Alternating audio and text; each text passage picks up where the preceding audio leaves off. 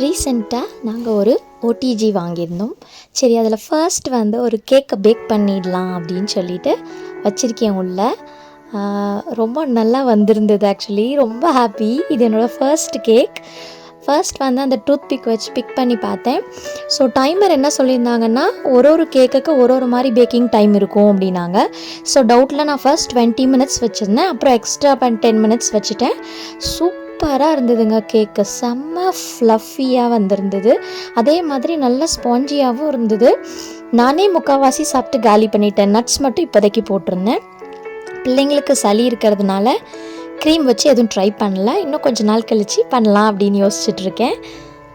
பாருங்களேன் எவ்வளோ ஸ்பாஞ்சியாக வந்திருந்தது அப்படின்னு சொல்லிட்டு ரொம்ப நல்லா இருந்தது. வெனிலா எசன்ஸ் கொஞ்சம் அதிகமாக ஊற்றிட்டேன் போல் இருக்குது.